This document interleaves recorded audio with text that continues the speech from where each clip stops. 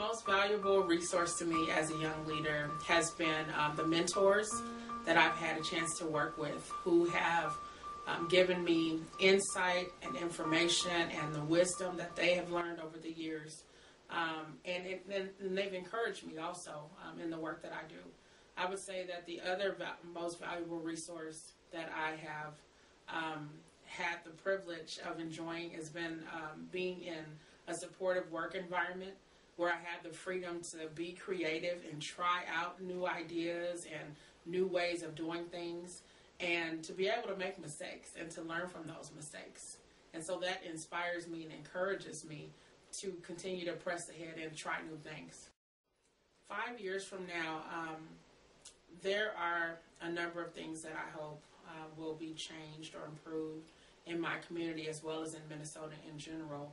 One of those things that I will hone in on now has to do with the quality of life for African Americans here in the Twin Cities as well as throughout the state of Minnesota.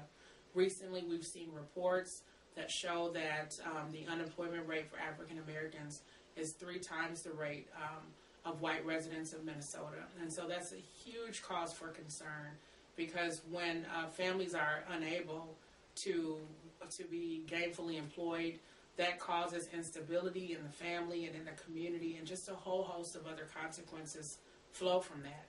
So I would like to see more grassroots initiatives and people working in partnership with the business community, with the philanthropic community, and with the government in order to address this issue that I would actually call a crisis at this point in our history. I believe that young Minnesotans have a huge role to play in addressing some of the current social justice issues that exist in the Twin Cities and across the state of Minnesota. I think one of the biggest challenges that young Minnesotans encounter is actually knowing and understanding that they have the power to affect change. There's a quote that comes to mind by a woman named Margaret Mead that says, "Never underestimate the power of a small group of citizens to change the world. Indeed, it's the only thing that ever has."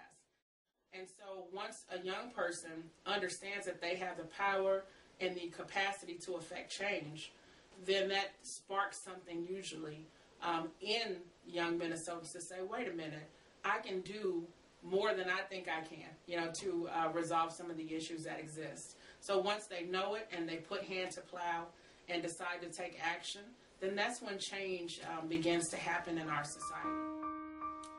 I am able to stay motivated in the work that I do, largely because of the progress that I see occurring.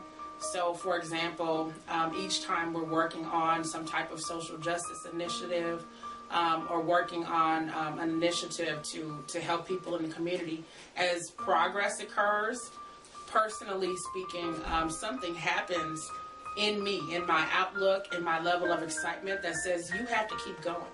Even though sometimes we face obstacles, even though there seem to be barriers to progress, the more that we push against those barriers and we see change happens, that's inspiring. And it says, you know what, there's something else on the other side of that barrier.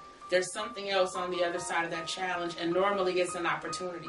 So seeing opportunities for progress and seeing opportunities for growth helps me not only to keep going, but also to encourage those around me to keep pressing and forging ahead until we achieve the desired results.